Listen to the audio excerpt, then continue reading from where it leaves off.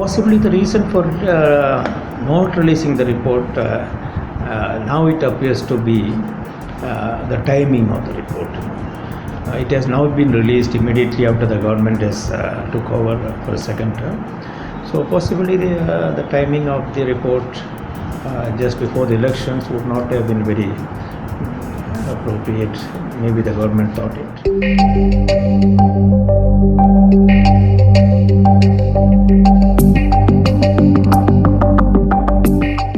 We found out that Commission's recommendations were not being taken very seriously, and the Commission was not being consulted on many major statistical initiatives of the government. So the non-release of the report also was one of the reasons.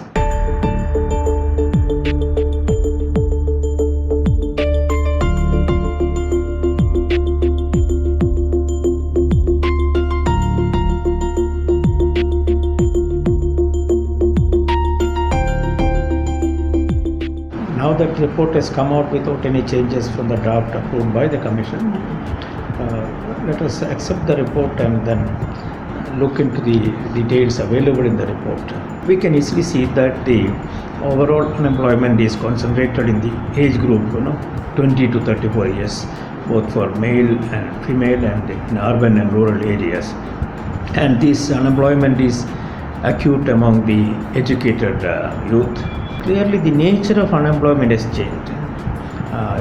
The aspiration of the present unemployed is more for what we call a decent job, which gives you a secure and regular paying jobs rather than any kind of job. So this also gives an impression, idea that a conventional employment generation program like we have the Narega for rural area, that may not really be appropriate for this segment of the unemployed who looks for more better quality jobs. But most importantly, one also observes a kind of mismatch between the education and the employability of the youth, which is also an equally worrying thing. That a larger number of the educated are really not suitable for the kind of jobs that we expect to come out from the more investment in the services or the manufacturing in particular. So the skill set of the educated does not look appropriate for the employment that may come up.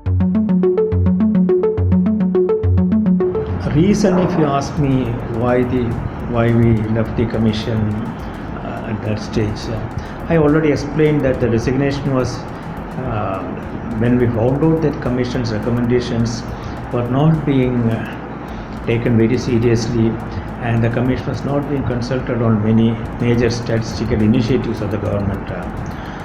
So the non-release of the report also was one of the reasons, and now you can see that the non-release was not exactly for technical reasons as stated by the government at that stage. So to that extent, the Commission's role as an independent autonomous agency has also been diluted during those time, we thought.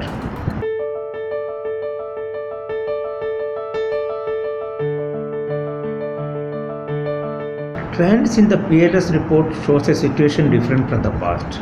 You have significantly higher unemployment rates, lower work participation rate, etc. As we explained, there is nothing to suggest that the results cannot be compared with the past surveys. To me, this is not an issue, it's a no issue. Possibly the government brought up this issue to justify the delay in the release.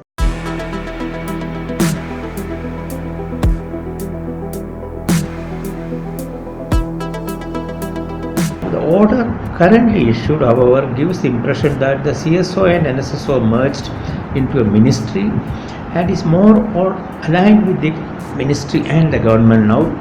And to that extent, it is not very clear how the independence and autonomy of these two organizations will be maintained in the new setup.